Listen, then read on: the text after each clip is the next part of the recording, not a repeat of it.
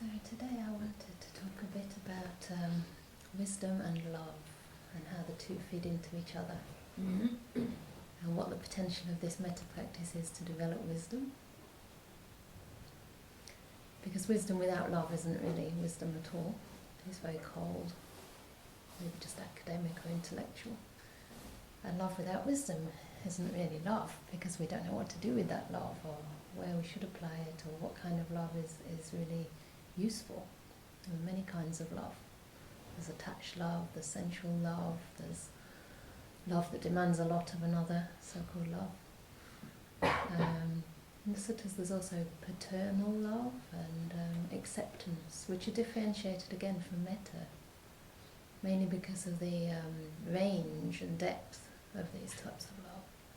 So metta is something without boundaries, which can be applied universally to all beings, regardless of their relationship to us.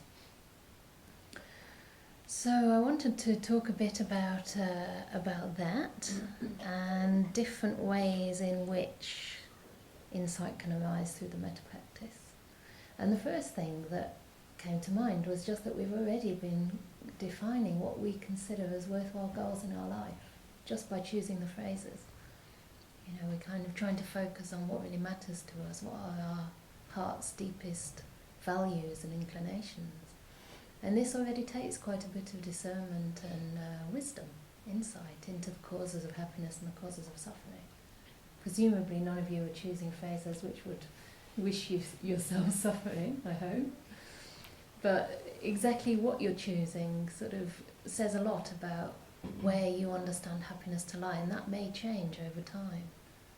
You know, it may start off with wishing for happiness, which later may turn into wishing for contentment, which is a different type of happiness, which is what I usually mean when I say happiness.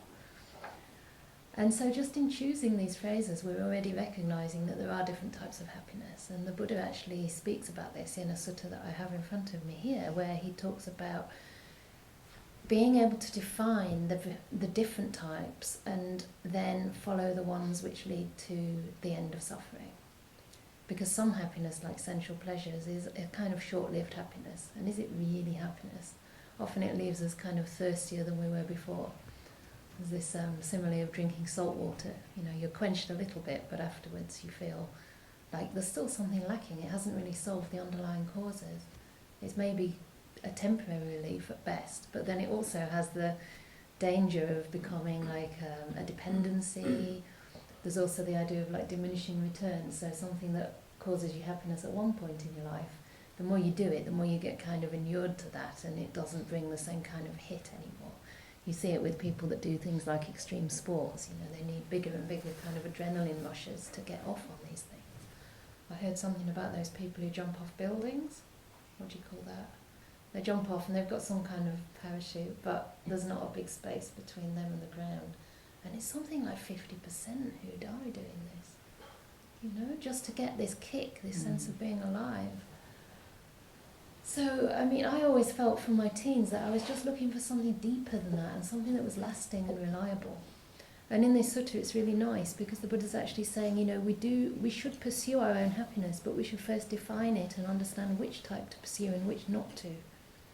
So it's not really, none of this is a moral judgment. I mean, it is saying that the sensual pleasures are the things not to pursue and not to cultivate, but it's not saying avoid them altogether. It's just saying don't go after them, you know, because any kind of chasing just, in a way, comes from a sense of need, but also heightens a sense of need because you feel there's something there that you need in order to be happy. My teacher Ajahn Brahm defines suffering as the gap between where you are and where you want to be. So, you know, the higher those kind of cravings, like the more out of reach they are, the bigger the gap between you and contentment, right? You and happiness. And they just kind of keep moving away because when you get one, it's not enough and you get another. And, you know, it's the donkey with the carrot never reaches the carrot. So I'll just read a little bit of this because it's also interesting in that it's another definition of the middle way. We always talk about the middle way, and sometimes we talk about the middle way as seeming to be some kind of drab sort of semi-feeling state between being really happy and kind of quite miserable, like we have to be equanimous to everything, you know, and it's kind of some dulled down kind of thing. But that's not at all what the Buddha's saying. He's actually saying that the middle way is something in a different direction. So it's not between two extremes, it's a different direction altogether. So this is called the exposition of non-conflict, the Arana Vibhanga Sutta, and it's talking about 7 different ways which lead to non-conflict, and the very first one is how to define happiness. So we'll just do that one. So here he says, one should not pursue sensual pleasure, which is low, vulgar, coarse, ignoble and unbeneficial. And one should not pursue self-mortification, which is painful, ignoble and unbeneficial. So it was said. And in reference to what was this said? So you'll hear these phrases quite a lot through this. And again, it's not actually a judgment of these sensual pleasures, but it's speaking in reference to a higher pleasure. So it's a relative thing. That when you've experienced something much more refined, then the pleasures of the senses appear low and vulgar. Vulgar is an interesting translation. Coarse is quite easy to understand. So the pursuit of enjoyment of one whose pleasure is linked to sensual desires, which are low, vulgar, coarse, ignoble and unbeneficial, is a state beset by suffering, despair and fever, and it is the wrong way. So again, wrong means wrong in the sense that it's not leading us to enlightenment. You have to presume that all these teachings are for the sake of enlightenment. Disengagement from the pursuit of the enjoyment of one whose pleasure is linked to sensual desires is a state without suffering, vexation, despair and fever, and is the right way. So we're slowly coming away from that and needing to rely on them less and less. And as I said, for me this was just a natural process. I never denied myself anything. Even now as a nun. I mean, I just don't enjoy the things that would, mean I shouldn't be a nun. So it was a natural kind of moving away into, I guess, a more peaceful lifestyle, one which was less agitating to the senses. So that's one of the wrong ways, the pursuit of sensual pleasure. Then the pursuit of self-mortification, which is literally means practices that tire and weary the body and mind. So it doesn't mean you have to go around torturing yourself and sleeping on like beds with nails. It just means anything that kind of exhausts you and makes you exhausted. I think that would include lots of internet or just, not taking care of yourself enough. Like when you're sick, you were very wise just when you just went to bed, because that's what your body's asking for. And that is not pursuing self-mortification, which is painful, ignoble and unbeneficial, and is a state beset by suffering, vexation, despair and fever, and is the wrong way. Disengagement from the pursuit of self-exhaustion or wearying is the right way. And then he says that the kind of pleasure you should pursue is the one that avoids both extremes, giving vision, giving knowledge, leading to peace, to direct knowledge, to enlightenment and to nibbana. And what is this? It is just this noble eightfold path: right view, right intention, right speech, right action, right livelihood, right effort, right kindfulness and right stillness. So it was reference to this that it was said, the middle way discovered by the Tathagata avoids both these extremes. And I'm pretty sure. So yeah, I thought it was more specific than that, but the middle way in this particular sense is the way out of sensual pleasure and into the pleasures of the mind. So it's actually starting to seek pleasures within oneself. Yeah, and so this means like the movement from the outside, like we start with meditation, we close our eyes and we start going inward, and we start experiencing the joys, first of all, of like a result of living a virtuous life, for example. Yeah, and then the result of like being able to perceive people in a wholesome way, in a positive way that leads to happiness. I always remember when I was younger, kind of having this doubt about what a clever person really was. I think I was quite clever at school, but I also saw that there were people in the world that were very clever and very cruel at the same time. So I started thinking, well, what's the point of just being clever? Surely there's something more than that. And I remember thinking, like, how would I define it? And it came to me that it was any way of perceiving that leads to happiness. So in other words, intelligence or wisdom or cleverness is like knowing how to perceive in a way that leads to your well-being and happiness. And actually now I think about that, that was pretty wise, pretty spot on. And we do have this ability to learn to perceive in different ways.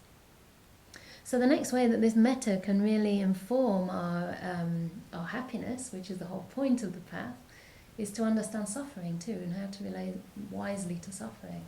And there's three kind of ways that you can look at it. The first one is to kind of see suffering as something you just can't stand and you want to push away and get rid of. So it's a kind of rejection of suffering.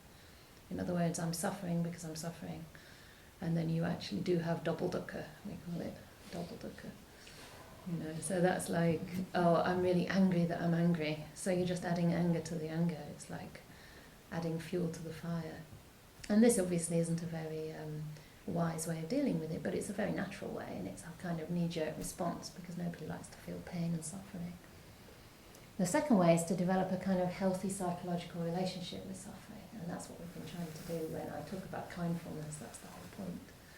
You know, being able to meet the suffering, but meet it in a way that is changing our attitude towards it and can actually start to bring us out of it to some extent. So it's the idea of opening your heart even to the suffering and learning to embrace it, realising that through giving it awareness and through giving it space so that you can look at it, it actually can transform on its own, and it does transform. I mean, without meeting suffering, how can we develop true compassion? I don't think that's really possible. I know for me, you know, things that I've been through in my life that I'd rather not have been through ended up giving me a lot more empathy for other people that have been through similar things. Before I might have thought, well, why on earth wouldn't somebody just leave in such a situation? But now I've been in a similar one, it's like, oh, it's very complex actually. There's a lot more to it than you realise. So we can't judge anything, you know, and this opens the gateway to compassion. And then the third way, which is you know, the ideal way of relating to suffering, is to realise the extent of it and the range of it, which is basically existence itself is suffering at a very deep level. I mean, the Buddha's basically saying that the way out of suffering is inward and out of the sensual world and through the jhanas, essentially. Yeah? So into the realms of the mind. And when we realise this, I feel it's quite a relief, because it's showing me that there is a way out completely, and that we have to learn to let go of trying to find happiness in a place which cannot provide that happiness. So you become much more realistic about what the world can and can't give you. And I think that's lovely, because it doesn't mean you can't still enjoy like simple pleasures and, you know, conversations and good company and all of those things, but it's trying to help us to go inward and look for something even deeper. Yeah? And so in one of the suttas that I really love, it's called The Gradual Process, or maybe we've called it The Gradual Process. Another translation is Transcendental Liberation, or Dependent Origination. So you have dependent origination, which is a building of suffering, but this one is like going the opposite way, so it's like a causal process that takes you out. It might sound complicated, but basically one of them is how suffering is built, and the next one starts from suffering and shows you how from suffering you get out. Right? So suffering is essential in both. And it's just beautiful that suffering can be the start of liberation, right? Because we have to start from suffering. This is our condition. And so the Buddha says this is a natural process, and it can be born of suffering. So, you know, having this wisdom into how samadhi happens is also something that metta can help us a lot with, because we see through the practice of metta that when we have craving and aversion, it actually builds suffering. And when that craving and aversion starts to reduce in our mind, you know, the sense of self reduces as well, because we are our suffering, we are our craving, and it gives you a very solid sense of self. And when they reduce, then the door of your heart is just open to more metta, more love can flow, because there's not so much self-interest, there's not so much kind of looking outside for our happiness, you know, and our sense of self starts to fade when the metta takes over, and this sense of love starts to bubble up, and it becomes quite easy then to let go a little bit more and a little bit more. You know, when you see the benefit of getting out of the way and stopping controlling things so much, then it becomes easier to gradually let go and allow this process of samadhi to happen. Yeah? So it starts with suffering, and the Buddha says that from suffering, when you hear the Dhamma teachings, you can develop confidence, because you've already understood that life is suffering. But now the Buddha's saying there's a way out, right? So this gives you enormous confidence to start taking the first step. And that confidence starts off with like a little bit of faith, a little bit of, taking it on the Buddha's word. And later we start to verify that for ourselves.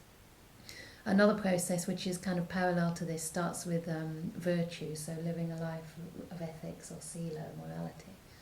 And then it goes into non-remorse, because when you don't do anything to harm others, you don't have to suffer from remorse in the same way that you would had you acted with anger, for example.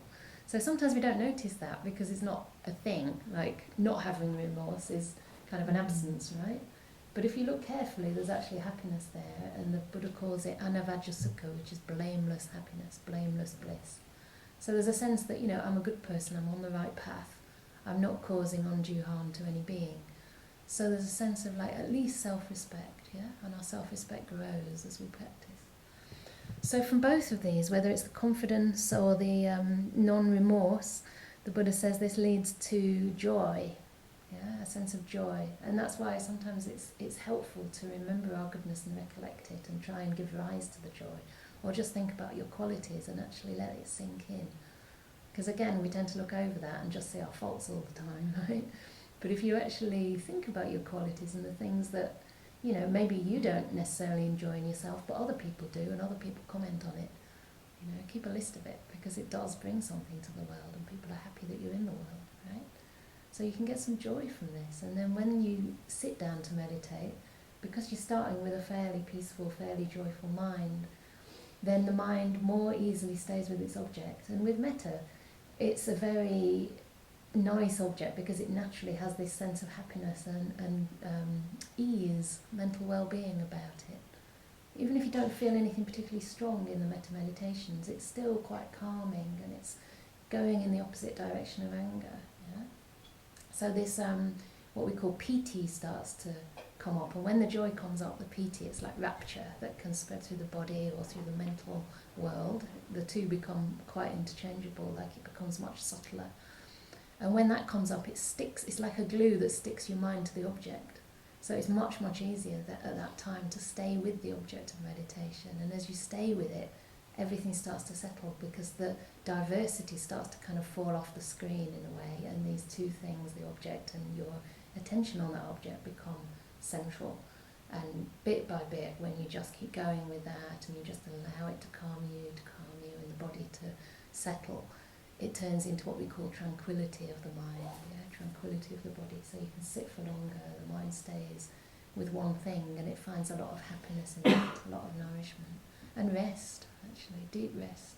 That's one of the beautiful things about samadhi. It's resourcing you just through the fact that you can rest for a little bit. And the Buddha said it's like finding a tree, and lots of shade under that tree that you can lie down in. And so from there, the tranquility naturally goes into what the Buddha calls sukha, which is the opposite of dukkha, which is happiness. But it's a beautiful happiness, it's an inner happiness. So perhaps it's more akin to contentment, you don't feel like moving at all. And this happiness just keeps on arising, and it's almost like it feeds itself once you get into it. But at this point it's very interesting, because the sense of self often comes up and says, hang on a minute, what's going on? I'm not important anymore. Or maybe I'm losing control a little bit because I'm not needed anymore. And so it's at this point that there's like these very subtle, refined parts of the sense of self can come up. One of them that I call the assessor, which comes up and says, oh, how's it going? Like, ooh, what next? And it just kind of wants to have a little finger in the pie. Or there can be the kind of, it can be more coarse. It can be like a sense of, oh, I'm not sure I deserve this, or I'm not sure I like this, So there's all these kind of little bits of the sense of self that would rather be present than have to disappear, So this is really quite interesting, because we see which bits we're clinging onto and which bits we're afraid to let go of.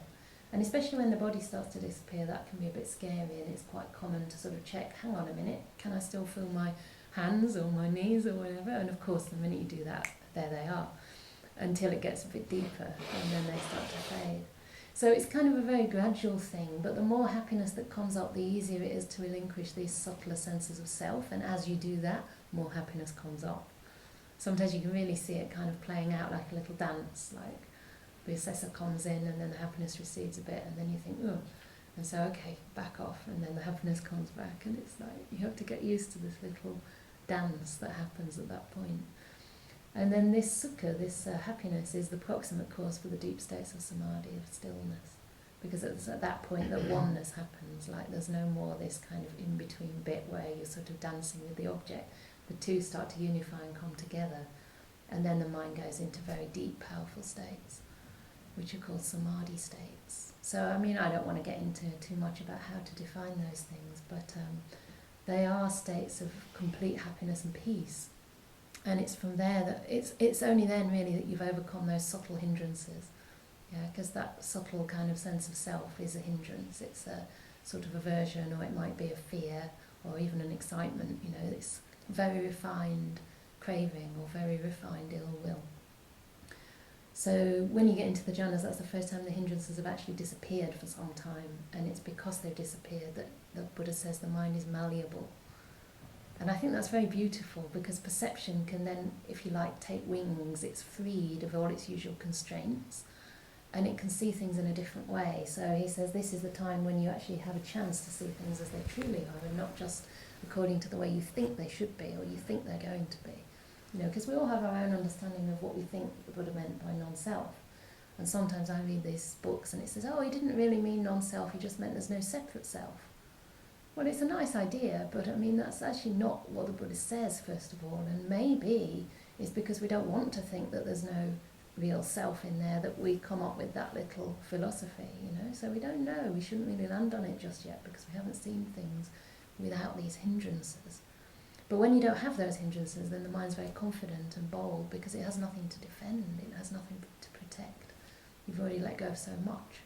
So it has a chance to actually see things a different way. And my teacher Ajahn Brahm says insight is always something that shocks you. It's not something you already know. Yeah? It's something that you don't yet know. I mean, the insights we already know are already working in our lives, and we're already, you know, making use of them to some extent, but we're not enlightened yet, so there's something we still haven't seen. But this isn't a scary thing, because the point of, you know, developing insight on the basis of samadhi is that you're very resourced, and the samadhi makes your mind kind of steady and strong and uninvested, basically. Like, it's like you might have noticed even with the metta, that it gives you a certain sense of confidence and a feeling like you're a bit protected. You know, there's something like a bit more whole about your experience. There's not so much fragmentation. Yeah? So there's a well-being there, and you feel a bit more able to meet things which are maybe challenging or difficult. And there's actually been some research on that they show when you do compassionate behaviour training as opposed to just mindfulness training, mindfulness makes you more attuned to suffering and more, aware of it, I suppose, sensitive to it perhaps. And compassion does the same, but it also gives you more resilience to meet it, which is interesting, because you're not only more aware, you're also more resilient, and you become more altruistic as a result. Probably because you have more to give, right? You're able to actually enter more difficult fields and, you know, go up to that homeless person or go on that march or whatever it is, because you feel resourced. Yeah. So I really find this realm of perception very interesting, and I wanted to talk about that too, because basically cultivating metta is cultivating a certain way of looking. It's looking through rose-tinted glasses, if you like, but it's much better than the usual glasses which have loads of tinting, you know. This is just a much, much finer tint, but it's a very beautiful one. And the Buddha said that perception is like a mirage, so it's fluid, you know. It also can't be trusted entirely. Like, you know, like when there's a heat wave or whatever, and you see on the road there's a kind of haze and it looks like water. That's like perception. You think you see something, but actually when you get closer you realise it's not what you thought it was at all.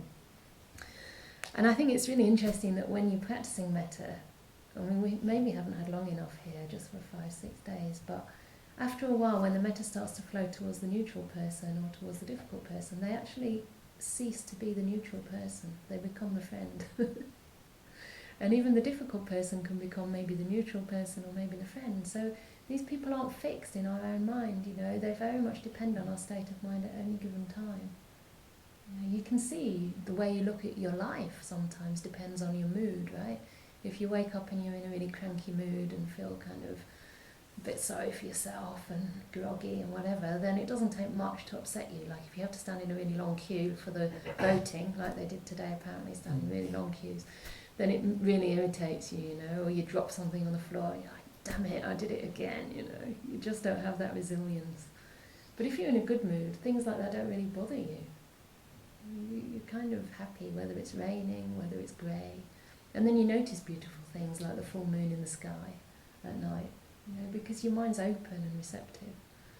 So it's not that the world is more beautiful on one day than another. It may even be more conventionally ugly one day, but you see it differently because your mood is bigger, brighter.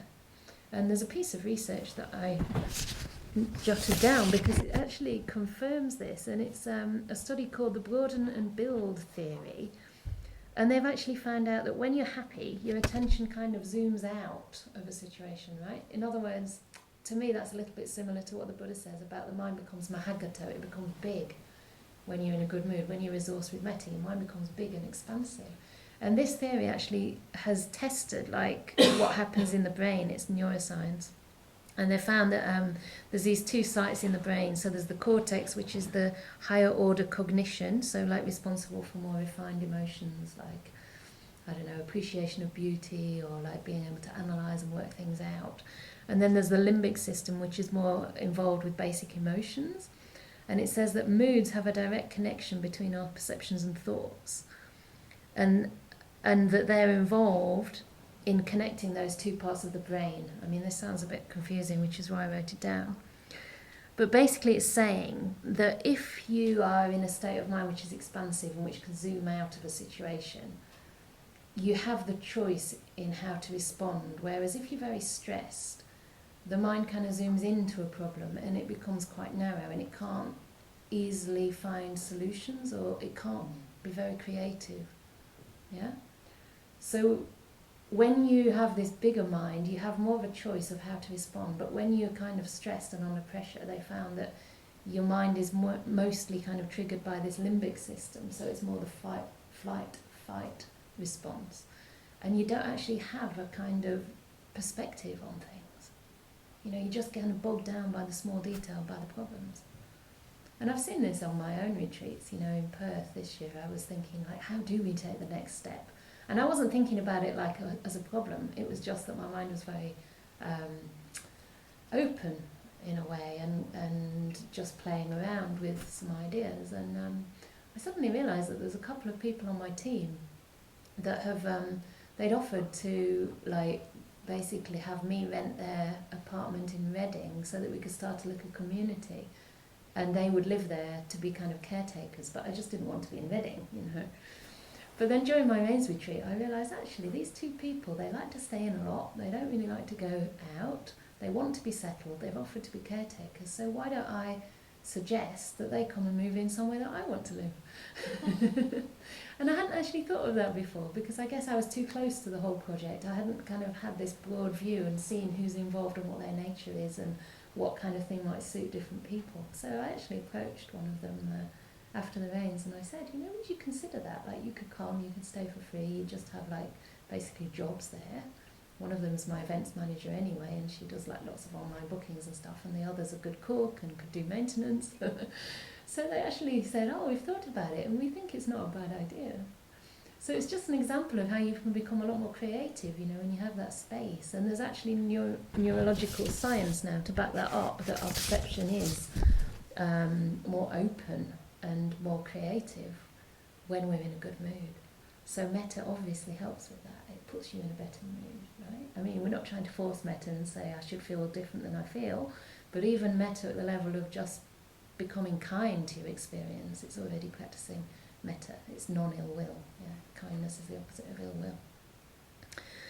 So one of my other examples of just how different people, because obviously we see people differently depending on the mood we're in, but also we sometimes worry so much about what other people think about us, as if we're some kind of fixed entity and everybody's got this opinion of us, which is usually our own opinion of ourselves, right? Or it's how we'd respond if somebody acted that way. If I behave in a selfish way, I respond to myself the way I'd respond to someone else who was being selfish. But someone else might not even notice that I'm being what I think is selfish. We have certain expectations based on our conditioning and, you know, what we've been taught by our society is okay. But I had this experience in Perth, which was a bit embarrassing at the time, because I was judging somebody for asking too many questions at the Sutta class. And she was doing this every week, you know, it was like 6, 7 questions, even though we only had 3 each. She'd like, oh, but this is not my question, this is their question, I'm just following on from their question. So I had this little bit of judgment towards this person. But then the following week, as it often happens, there was a sutta being discussed that I really love. And I just found myself kind of carried away, and before I knew it, towards the end I realised that I'd asked loads of questions, and probably a few people were getting irritated with that, and at one point I jumped around and said, well, just, you know, see if anybody else might like to ask a question. And I was like, ooh, and I had this big shame just came over me, you know, oh, I'm just on the same thing. And of course your shame is much worse because you've judged someone else, and now you're doing the same thing. So double comic results. And so I went to my teacher at the end, I said, I'm really sorry, I just like took all the space and maybe other people wanted to ask, and he's just never judges, and he just said, oh no, you're just interested, you know. I was like, well, that's nice, but yeah, I still felt bad. So I went and asked one person who's a friend of mine, I said, oh, I'm sorry about that, I asked too many questions, and she sort of looked at me and sort of said, well, it's good that you know it, and marched off, and I was like,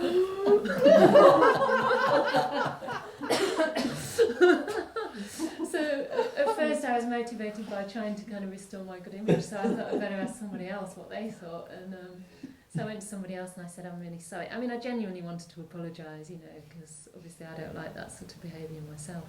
So I went to the next person and I said, oh, I'm really sorry, I asked so many questions yesterday, I sort of got carried away. And they said, oh, did you? I didn't notice. I was like, oh, okay. And then I asked someone else and they said, oh, but the depth of your questions was really inspiring, I really enjoyed it, thank you for asking. Wow. Then I went to another person because I was getting quite interested by now. What's all this about, you know? It's like, oh, I'm so interested. And the next person I spoke to was so incredibly grateful to me. She said, one of the questions you asked made me decide that I want to live in a monastery, and that's what I'm going to do with my life. I was like, wow, that's amazing. I mean, obviously it's not because of me, but it's just, you see, there's nothing inherent in asking questions or not asking questions. There's nothing particularly right or wrong about it. Everyone can take what they need from that situation, and does take what they need, you know. If you have aversion and irritation towards that, you react with irritation. If you don't mind such questions, or you're quite interested in those kind of questions, then you think, great, you know, she asked a lot of questions. Some people don't even notice it, because they're probably not thinking about me at all. You know, they're thinking about themselves and what they thought about the talk. So I found that really interesting, and that woman actually does live in a monastery, and she has been doing for about 4 years, and she was a very dear friend as well, so I'm very pleased with that. Even if it had a little part in that, you know. But there's a really nice phrase that, I think my teacher says this, I don't know where he gets these things from, but he says, you know, in your life, for the first sort of 30, 40 years, you're always thinking, what do people think about me? I wonder what people think about me. And then when you reach about 40, you start thinking, oh, I don't really care anymore what people think of me. And he says, but when you reach 60, or, I don't know, if you're really clever, maybe it happens earlier, you think, actually, people weren't thinking about me anyway. So, you know, we're so obsessed with what people think, and actually their perception is totally unreliable. What one person thinks is different from what another person thinks, but even what the same person thinks changes depending on their mood, right, day to day. The way we look at our past changes on our mood. If you're in a bad mood and things are going wrong, you look at your whole life as a tragedy. You know, everything went wrong, it always will go wrong, you know, there's no hope for me. Again, there's been some research that shows that if a person dies before dying, I'm not sure that they asked the dead person, so they must have asked them before they died. but yeah, like if there's sort of acute but very strong pain during the process of dying or sickness, the person looks back on their life, but not in a very negative way, because the pain doesn't last too long, so they don't look on it in a very negative way. But if that pain is less, but it's chronic, then they tend to look back on their life in a more negative light. So again, that's just interesting, because it's the same life, but we're looking at it differently depending on our present situation. So I think it's just really good to reflect on these things so that we don't take these perceptions so seriously and we don't kind of get fixed and think that they're actually the truth. You know, we start to doubt and question our perceptions, and that gives ourselves and others a lot more flexibility and, you know, not having to be fixed. Yeah, you're giving people the opportunity to grow when you give them space. You're giving yourself opportunity to grow, and not in a sense of like I have to improve myself because there's something deficient, but just in the sense that by giving yourself love, you give yourself the room to grow in your own speed. It's very, very different from coming at it as a kind of self-improvement, which is about a very fixed sense of self, like there's something wrong with me that I need to fix or change. This is like accepting yourself first of all, and then from that place, just allowing the process to change you. Yeah. Understanding that there isn't anything inherently existing in you anyway. You know, you don't have fixed qualities in this way or that. And another really interesting example from my rains retreats, it's always my rains retreats, but is that our perception at any given time actually doesn't only change how we react, but it can change what we're aware of, like what comes to our attention in the first place. So what happened to me a couple of years ago was I was doing some walking meditation, and I was doing metta during this walking meditation, and metta for a particular situation in my life that I felt needed some healing, and it just arose spontaneously that I was sending metta to this person that had been hurt, who was me, but I was holding myself very kindly, and Ajahn Brahm was holding my head, I think, and I was massaging my feet, and I was just walking, and then these tears came up, and I was feeling quite tender, but it felt quite healing. And earlier in that day I'd been meditating in my room. It was my solitary retreat time, and I'd noticed how the sun was expanding the kind of metal tin roof, and it kept going boom every so often, like boom, as I was meditating, and it was giving me quite a jolt from time to time, and I felt myself thinking, oh, I'm not sure I want to, you know, experience this for the next 2 weeks. But then after the metta meditation that night, the next day I started meditating, and I noticed the kind of in the roof as the sun was starting to rise and heat up during the day. But I noticed, first of all, that it didn't cause the same irritation at all, and I wasn't projecting into the future because of that.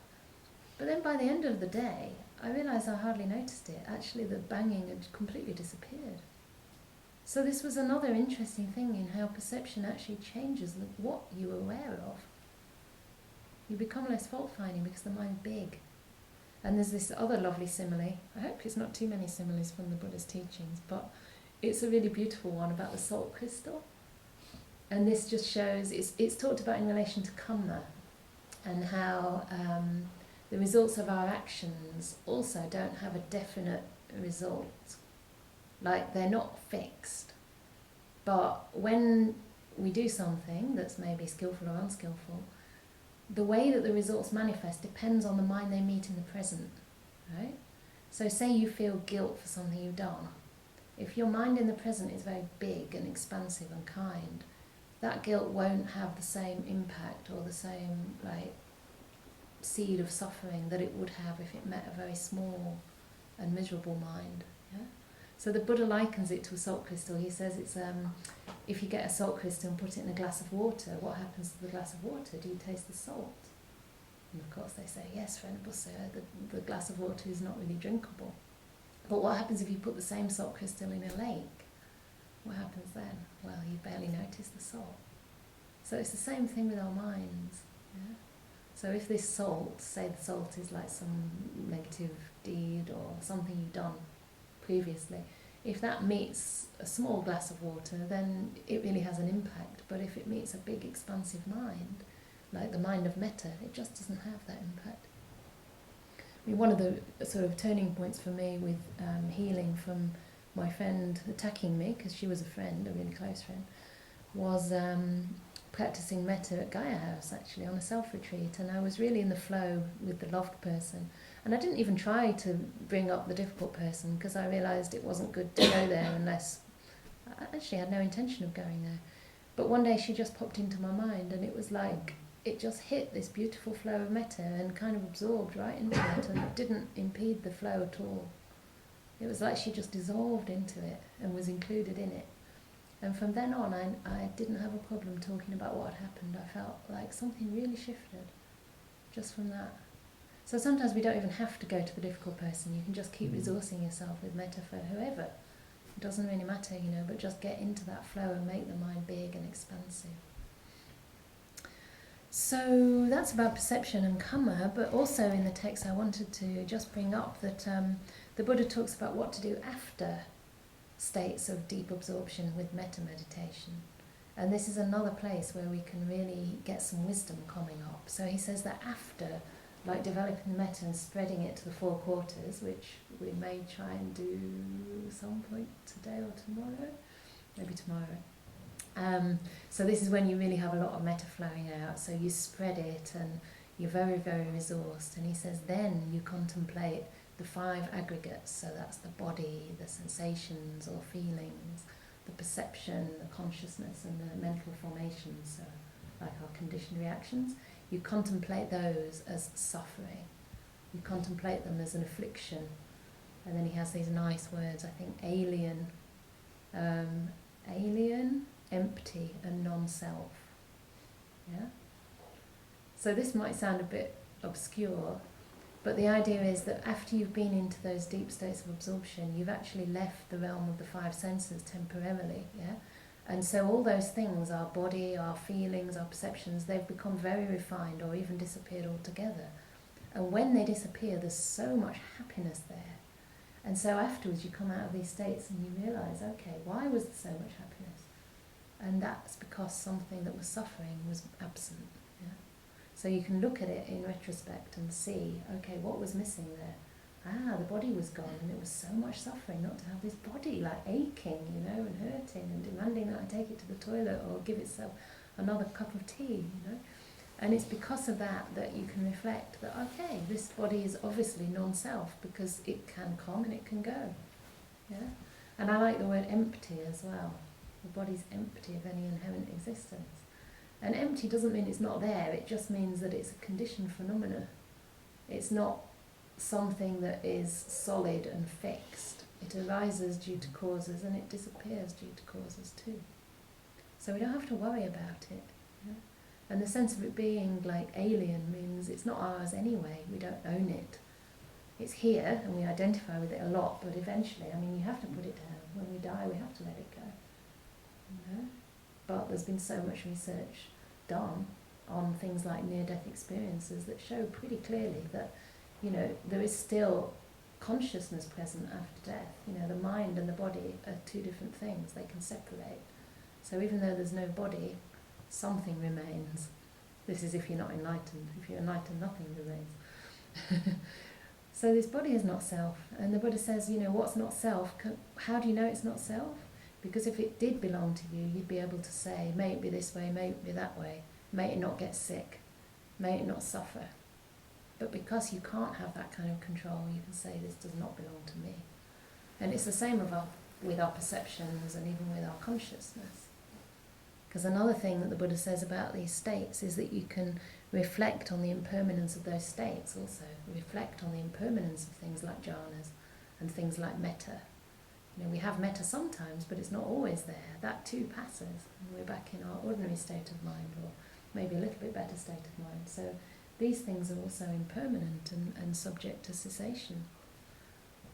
So we have this momentum that builds up in the practice that can take us into like an experience of metta, but eventually when the causes for that experience to have arisen end, then that experience ends. It ceases. So it's not going to last forever. Yeah? So even the most refined states of mind are impermanent and subject to cessation. And the Buddha says all consciousness, whether it's superior or inferior, far or near, subtle or coarse, all of it is non-self, because we can't control it. It's causally arisen, it's causally produced. So we're playing at the moment with our consciousness, We're developing metta, and our consciousness is a consciousness of love, with a lot of love. But you could also practice with compassion, and that would infuse it with a different kind of awareness.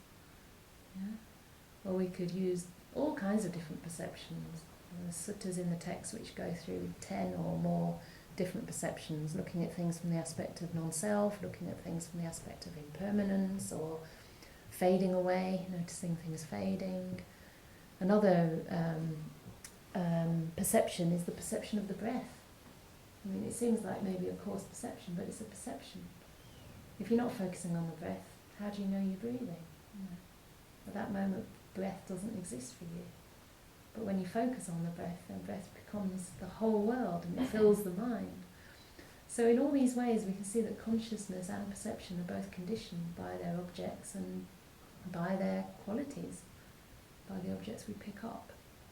And just that the causes, do come to an end. So in this one more sutta, which I'll just quickly read, this is one which is specifically about how to develop insight after being imbued with loving kindness.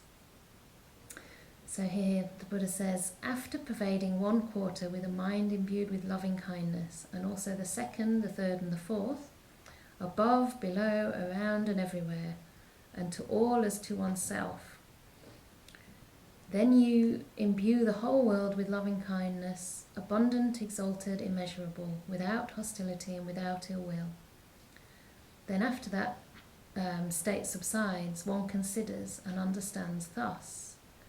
This freedom of mind through loving kindness is conditioned and volitionally produced. But whatever is conditioned and volitionally produced is impermanent and subject to cessation. If one is steady in that, one attains complete, destruction of the defilements, you could say. I really don't like the word defilement, but I just haven't found a better one. It means destruction of greed, hatred and delusion, basically. And, delusion. So that just shows how metta can take you the whole way, basically. And if you have realised such insights, such deep insights, that there is no self, that's inherently existing, let's say, that basically everything that arises due to causes, then the only thing left to do is to act out of compassion for the good of the world and the benefit of all beings. And one of the key characteristics of any person who has that kind of depth of insight is that they spend their whole life serving others. They literally become the Brahma Viharas, they become loving kindness, compassion, sympathetic joy and equanimity. And this is what you see arising in people like this. And it's precisely because there's no kind of egoistic desire and clinging to that sense of self and self-interest that these Brahma Viharas can just flow freely to all beings equally.